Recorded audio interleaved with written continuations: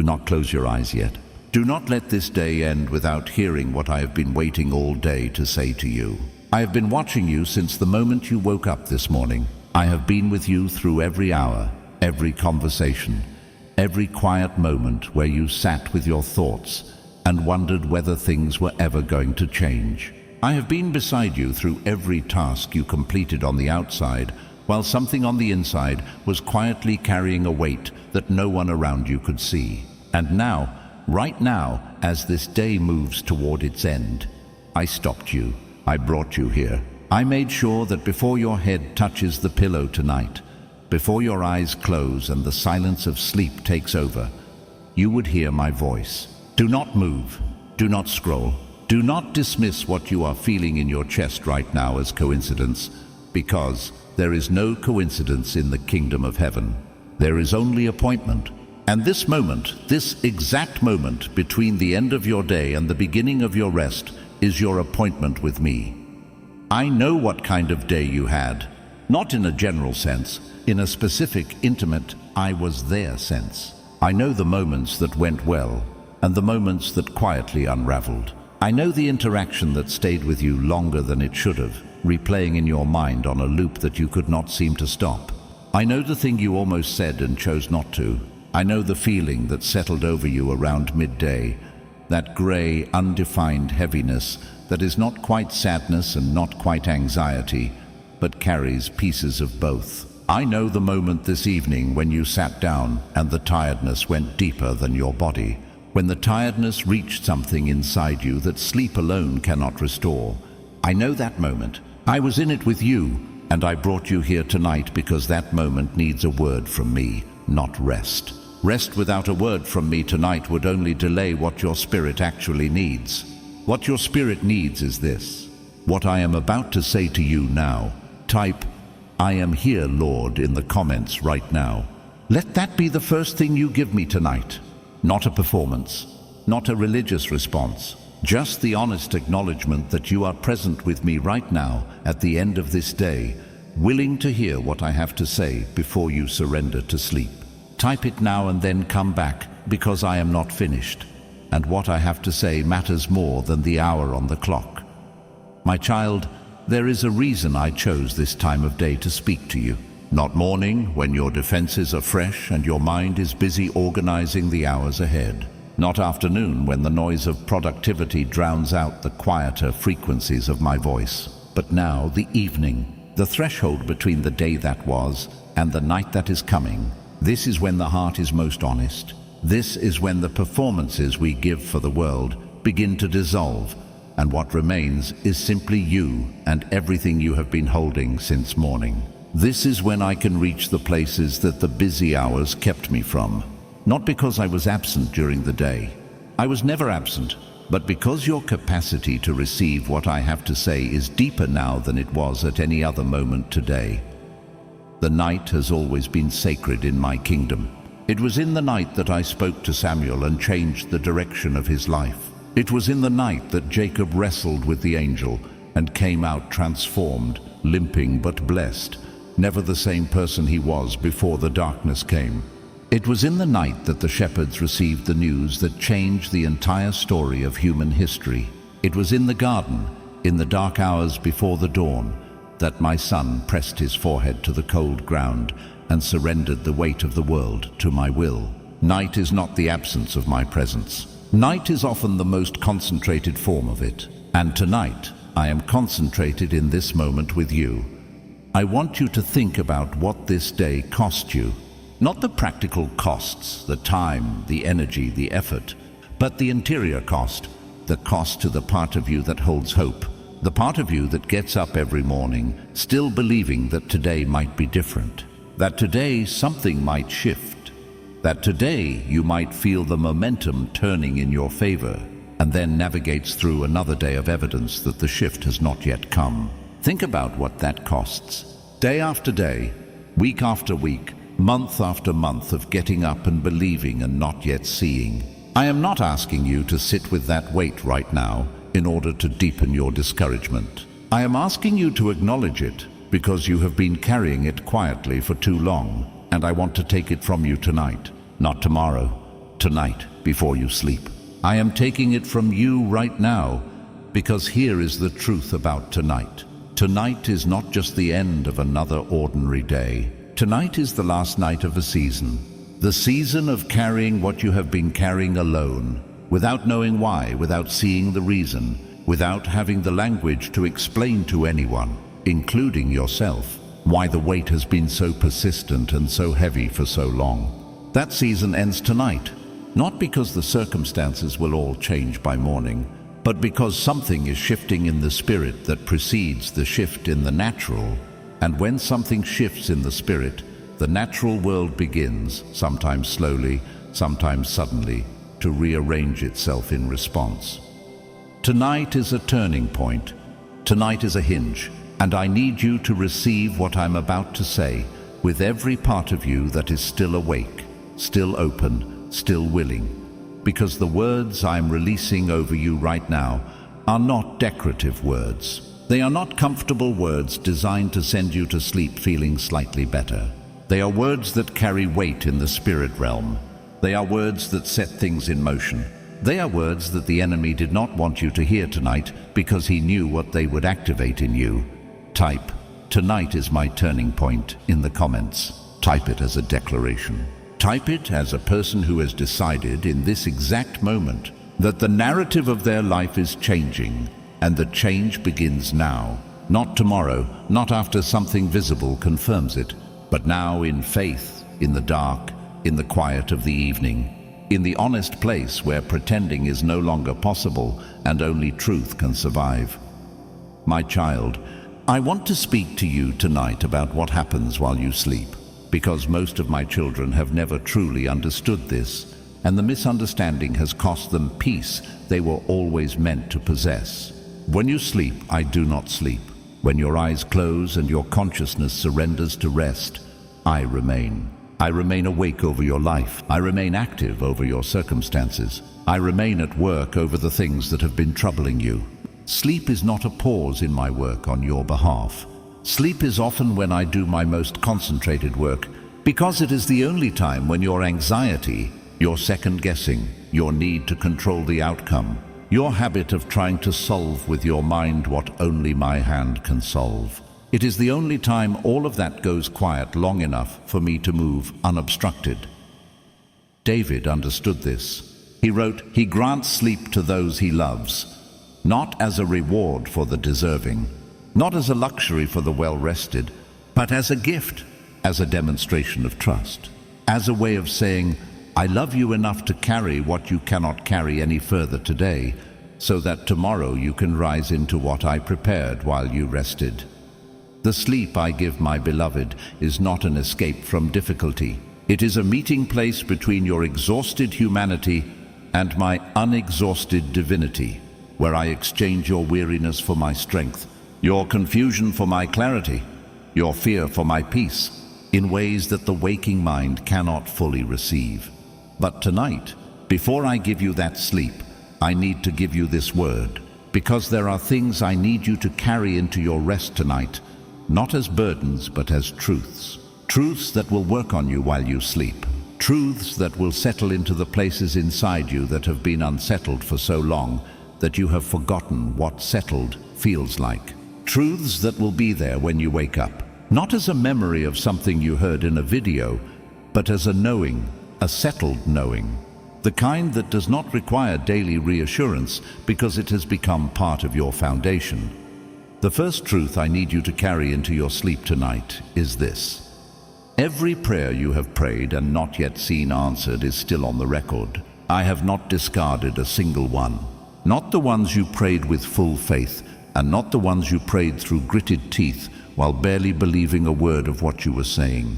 Not the ones you prayed out loud, and not the ones you whispered so quietly they barely made it past your lips. Every prayer has a record. Every prayer has a response that is being prepared. And the reason you have not yet seen the response to certain prayers is not that the response does not exist.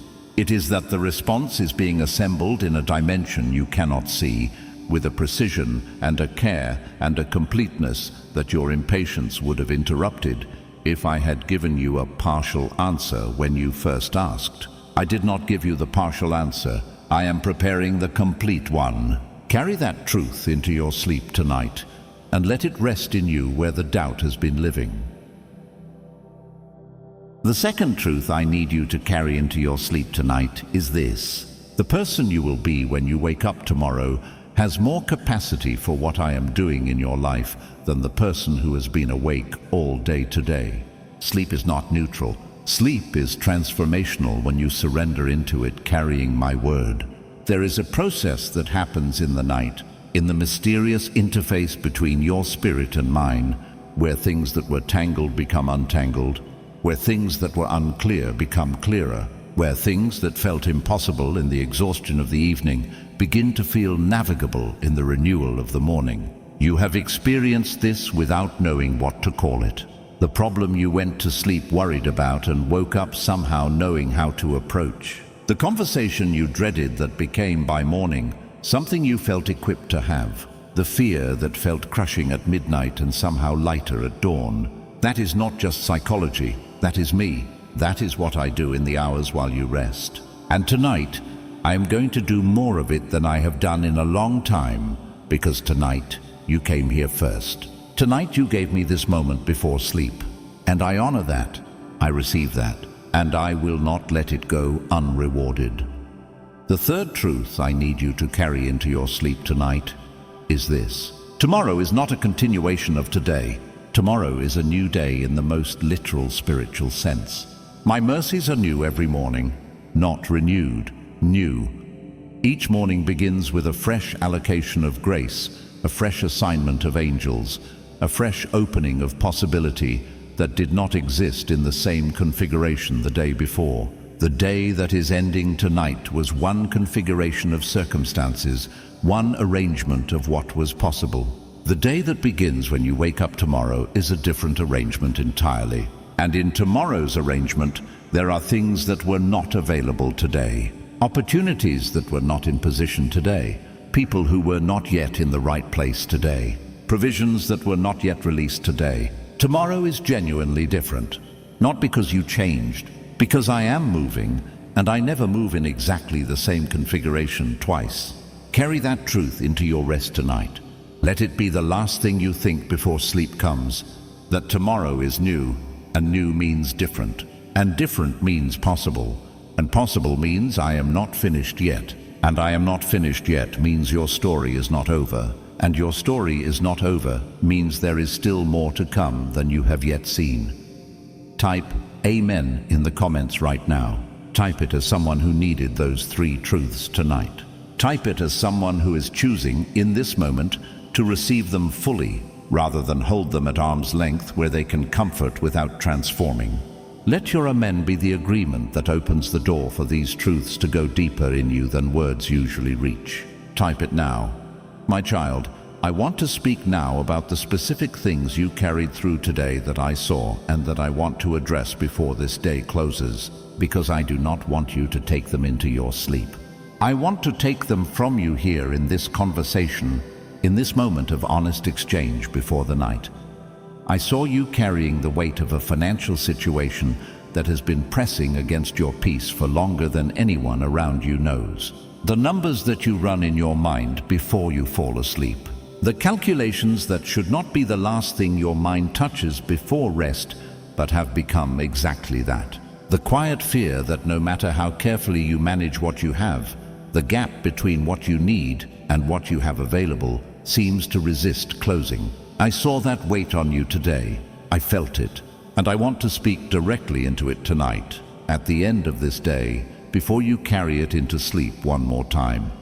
The financial pressure you have been carrying is not a permanent condition. It is a temporary passage, and I need you to understand the difference between those two things, because the difference determines how you navigate the passage. A permanent condition requires adaptation. A temporary passage requires perseverance. If you adapt to financial pressure as though it were permanent, you will make decisions from scarcity that close doors that were meant to be open to you. But if you persevere through financial pressure as a temporary passage, you will make decisions from a future that has not yet arrived but is already guaranteed, and those decisions will be different. They will look different, they will feel different, and they will produce different outcomes. Tonight, before you sleep, I am asking you to make a decision about which frame you will live inside. Temporary passage or permanent condition. Not because positive thinking changes bank balances, but because the posture of your heart determines the posture of your faith. And the posture of your faith determines what I can release through you in the natural. A heart convinced it is trapped will not receive through an open door. Not because the door is closed, but because the heart will not recognize it as an entrance. I need your heart to be looking for the door. I need your heart to be expecting provision. I need your heart to be postured as someone in a temporary passage, moving through towards something better on the other side, not adapting to scarcity as though it were home. The financial breakthrough I have been building toward your life is not a small adjustment. It is a rewrite, not because I am a god of spectacle for its own sake, but because the testimony I am building through your life requires that when provision comes, there will be no question about where it came from. I am not releasing a little more than enough. I am releasing overflow.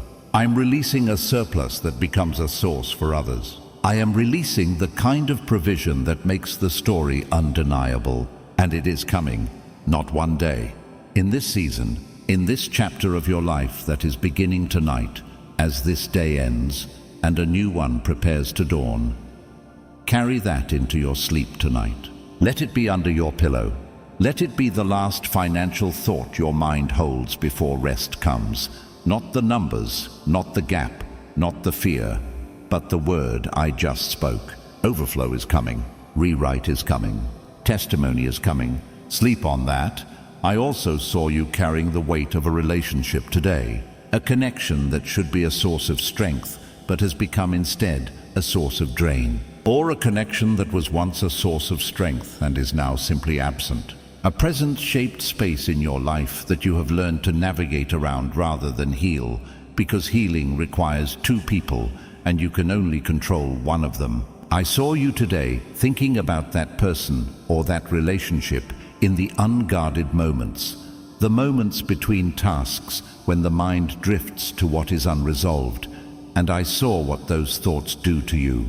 The combination of grief and frustration and longing that has no clean resolution and so simply sits there, recurring, unfinished, quietly exhausting.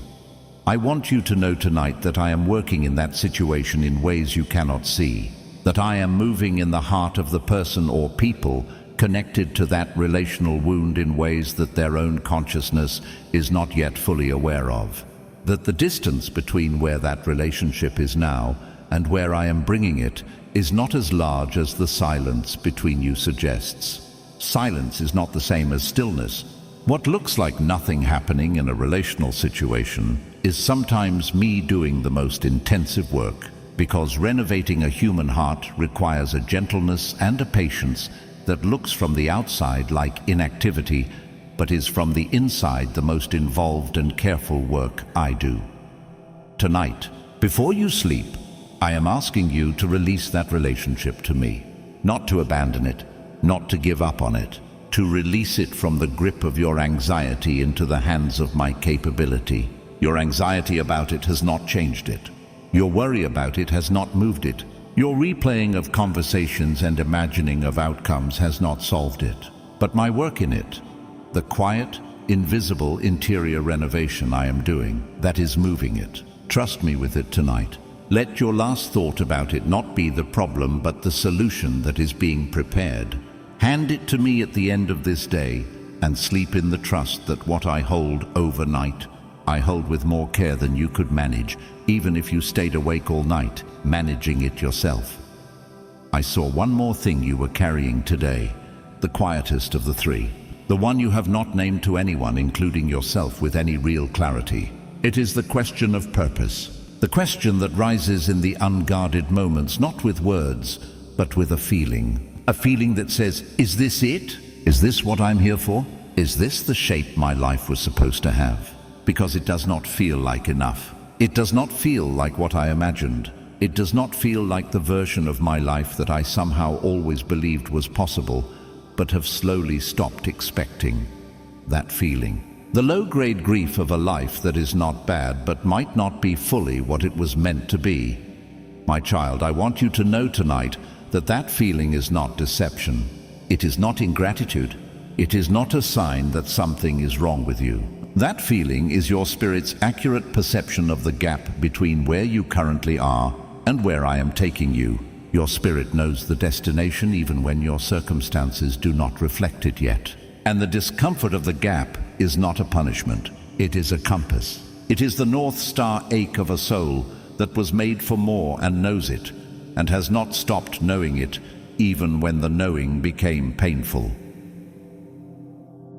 You were made for more, not more possessions, not more status, not more visibility, more impact, more depth, more alignment between the life you are living and the life you were designed to live. And tonight, at the end of this day, I am speaking directly into that gap. I am saying that the distance between where you are and where I am taking you is shorter than the ache has made it feel. I am saying that what I have designed for your life has not been cancelled, has not been given to someone else, has not been forfeited by your delays or your detours. It is still yours. It is still being prepared. It is still coming. And the coming is not casual. It is purposeful. It is intentional. It is destined. Sleep tonight knowing that. Let the last thing your spirit carries into rest be not the grief of the gap, but the certainty of the destination.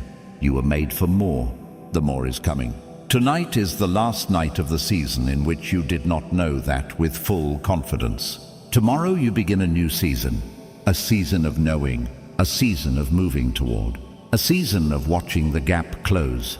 Type, "I was made for more" in the comments right now. Not as a claim of entitlement, as a declaration of trust in the one who designed you with more in mind. Type it at the end of this day as someone who received a word tonight that changed what they are carrying into sleep. Type it and mean it. My child, now I want to give you something specific and practical to do before you sleep tonight, because faith without action is a feeling, and feelings alone do not move the spiritual into the natural. I am going to give you 3 things. 3 small, specific, achievable acts of faith that take less than 10 minutes total, but will do more in the spiritual realm than 10 hours of worry could accomplish. The first act is this. Before you sleep tonight, I want you to write down in whatever you have available, a phone, a journal, a piece of paper, the one thing you most need from me right now, not a list. One thing, the most urgent, most pressing, most central thing you have been trusting me for. Write it down in one specific sentence. Not a prayer, a declaration. Write it as though it is already done.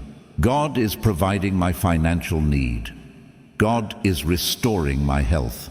God is healing my relationship with this person. Write it in present tense. Write it as though the gap does not exist yet, because you are writing from the other side of the gap. This act of writing is not wishful thinking. It is prophetic declaration. And prophetic declaration written in faith has an address in the spirit realm that abstract longing does not. The second act is this. Before you sleep tonight, I want you to take 60 seconds, just 60, to be still with me. Not to pray formally, not to say the right words, just to breathe, to put the phone down, close your eyes, and breathe in the silence for 60 seconds while holding in your mind the awareness that I am in the room, that I am present in the quiet, that you are not alone in the dark. This act of 60 seconds of intentional stillness is an act of trust that I receive as worship. It is you saying, without words, that you believe I am near enough to be sensed, and what you believe about my nearness tonight will shape what you experience in the morning. The third act is this. Before you sleep tonight, I want you to say thank you for one thing that happened today. Just one. Not because today was easy, or because everything went well, or because you feel particularly grateful, but because gratitude is a spiritual posture, and the posture you sleep in is the posture that shapes the morning you wake into. Find one thing. A small thing is enough. A meal, a moment, a conversation, a breath. One thing today that was, at some level, a gift, even if it was small, even if it was surrounded by difficulty. Find it, name it quietly, say thank you for it, and then sleep. Sleep knowing that the God who gave you that one small thing today is the same God who is releasing overflow tomorrow. These 3 acts. Write the declaration, 60 seconds of stillness, 1 thank you, 10 minutes total. Do them tonight before you sleep, and watch what the morning carries. Type, I will do all 3 in the comments. Let that be your commitment for tonight. Your covenant with what I just asked of you. Because small covenants, kept faithfully, build the character that large blessings require. And the character building is happening tonight. Beloved, I want to tell you about the night. About what specifically I am going to do while you sleep tonight. Because I want you to know, not just believe in theory, but know with the specificity that produces genuine peace. What happens on my end while you rest? While you sleep tonight, I am going to speak to the person connected to your breakthrough that you have not yet met. I am going to give them a dream or a thought or a restlessness that begins the movement in their direction toward yours. You will not know this is happening. You cannot watch it happen, but it is happening tonight while you rest, and the effects of it will begin showing up in your waking hours in ways that will seem like coincidence to everyone watching, but that you will recognize as coordination. While you sleep tonight, I am going to work on the specific financial door that has been closed in your life. I am going to move the precise pieces of the arrangement that need to shift in order for that door to open. The arrangement that you cannot see or control or access. The arrangement that requires my presence in places you cannot go and my influence with people you cannot reach. Tonight, while you rest, that arrangement is being attended to. While you sleep tonight, I am going to minister to your body. The places that have been tense with anxiety are going to receive a peace that passes understanding, the kind that does not have a logical source because it does not originate in logic. It originates in my presence, resting on you while you rest. The places that have been carrying physical weight are going to receive attention from the great physician who does not need office hours. The places that have been weary in ways that sleep alone cannot reach are going to be reached tonight by something that sleep creates access to when the body surrenders and the spirit becomes available. While you sleep tonight, I am going to settle something in your spirit about who you are and why you are here that has been unsettled for longer than you realize. There is a knowing that is going to be in you in the morning that was not fully formed in you today. You will not know when it arrived. You will not remember receiving it, but it will be there, a quiet certainty, a settled sense of direction, a reduced anxiety about the questions that have been circling. That is what I do in the night for the children who bring me their end-of-day honesty before they sleep. Can you receive that tonight? Can you go into your rest tonight actually believing that something is happening while you sleep? That the night is not empty or neutral or simply a pause in your life, but an active, working, purposeful extension of my love for you? I need you to receive that before I close this message, because the degree to which you receive it will determine the degree to which you experience it. Type, "Minister to me tonight, Lord," in the comments. Type it as a genuine request. Type it as someone at the end of a real day asking for real ministry from a real God who is genuinely present in the room right now and not waiting for a more formal or more spiritual moment to respond. Type it with whatever you have at the end of this day. Tired faith is still faith. Quiet faith is still faith. End of the day faith is still faith. And tonight, I am honoring yours. My child, I want to speak one final blessing over you before this message closes and you move toward your rest. And I want you to receive this blessing not with your head but with your whole spirit. Let it land in every part of you that is still awake, still present, still able to receive. I decree over you tonight that this day was not wasted. Every hour of it served its purpose in the story I am telling through your life. Even the hours that felt purposeless, even the hours that felt heavy, even the hours that made you wonder whether you were making any progress at all. The day was not wasted. I decree over you tonight that tomorrow is yours in a way that today was not. There is a freshness waiting for you in the morning that has your name on it. There is a possibility in tomorrow that did not exist in today's configuration. There is a movement in tomorrow toward you that is already in motion tonight while you rest. Tomorrow is yours. I decree over you tonight that you are not behind. You are not late. You have not missed the window. The window is open. The window is yours. The window has your name on it and will not close on you while you are moving in the right direction. You are not behind. Write those 3 decrees in your heart tonight. The day was not wasted. Tomorrow is yours. You are not behind. Write them on the inside of your eyelids so they are the first thing you see in the morning. Let them be the first truth your waking mind encounters before the day's demands arrive. Let them be the foundation under the first hour of tomorrow that will hold every other hour up. Now, go.